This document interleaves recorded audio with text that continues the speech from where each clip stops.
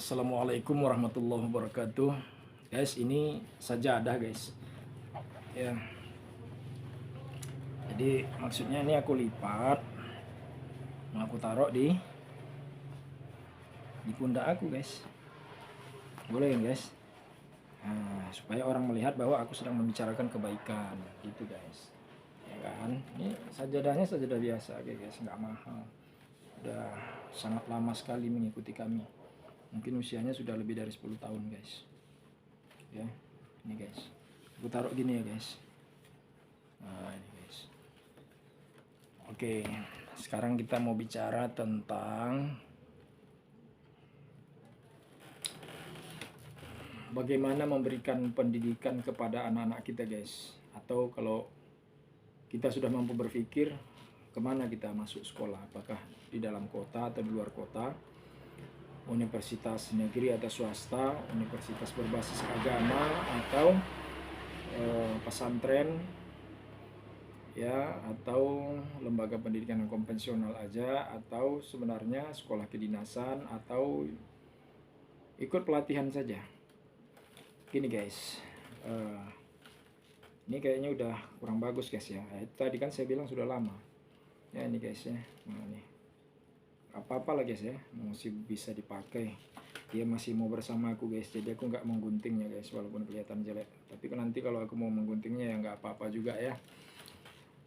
Oke guys, gini, pendidikan ini penting. Walau tidak jaminan orang mempunyai pendidikan, bahkan pendidikan yang tinggi, ekonominya menjadi lebih baik. Enggak guys. Jadi soal pendidikan yang pendidikan itu untuk kecerdasan, untuk keterampilan, untuk keahlian, untuk ketangguhan kita dalam menghadapi kehidupan. Jadi dengan kecerdasan, pemahaman yang luas, pandangan yang luas, wawasan yang luas, pengetahuan yang luas, bahkan kalau bisa kita tahu teknologi, itu akan sangat mendukung kita untuk hidup lebih baik. Tapi apakah rezeki kita bisa setara dengan keahlian kita? Belum tentu. Nah, jadi proses pendidikan itu memang diberikan kepada kita untuk menentukan kita mau belajar apa, kita mau punya keahlian apa, kita mau sekolah di mana, ya kan? Atau di dalam kota atau di luar kota, di kota besar atau di kota kecil. Itu semua diserahkan kepada kita guys. Arti kita ini boleh jadi orang tua, boleh jadi diri kita sendiri kalau kita mau pilih. Karena ada juga anak yang udah pintar milih ya kan, yang mau masuk ini sekolah ini, mau masuk sekolah itu bisa ya. Yang pasti kalau zaman sekarang harus ada PAUD, harus ada TK-nya ya kan, apalagi Rodatul Atfal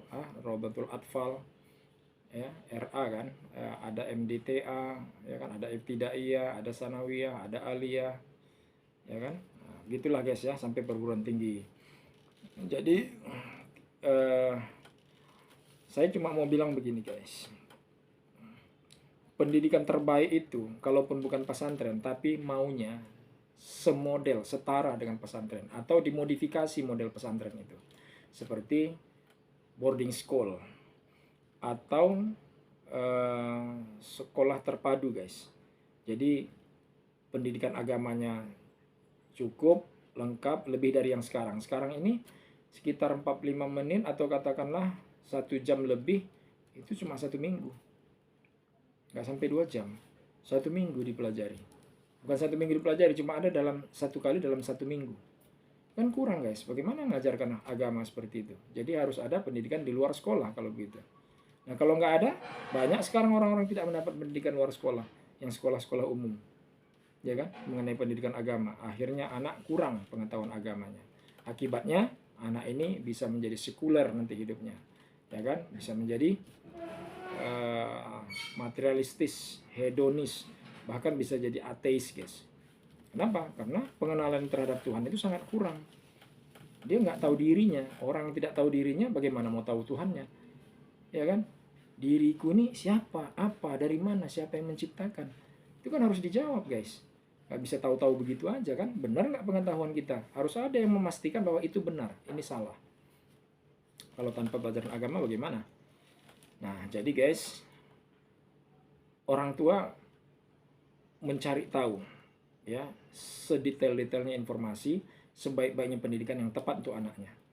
Ya tentu mohonlah petunjuk dari Allah Subhanahu Wa Taala.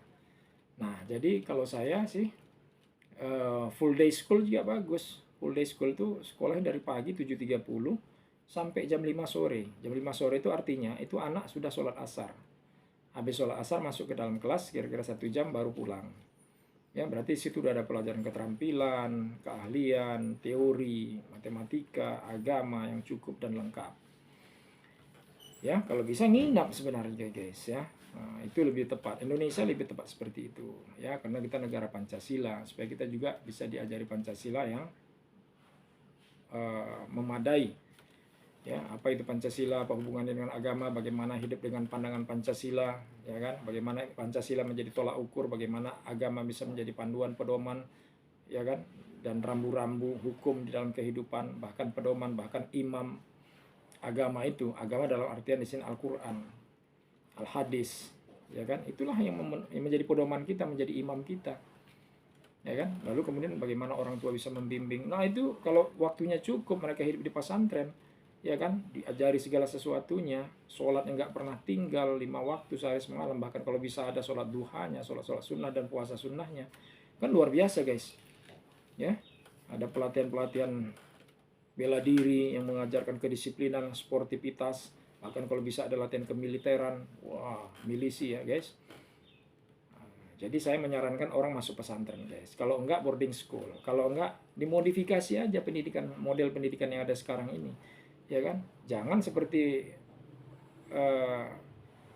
pemerintah yang sekarang ini kan membolehkan pergaulan bebas di sekolah, ya kan, kebebasan dalam pengertian kebebasan menurut versi mereka, tidak bebas menurut versi kita. Misalnya jangan dilarang orang yang memiliki orientasi seks yang berbeda dengan kita, maksudnya LGBT, itu jangan dilarang di kampus. Arti kalau nggak dilarang bagaimana? Berarti mereka boleh pacaran, mereka boleh melakukan hubungan lesbian, hubungan homoseks, boleh kan? Itu yang kita tidak mau kan gitu. Ya kan? Jadi dia belajar tapi pacaran dan berzina juga.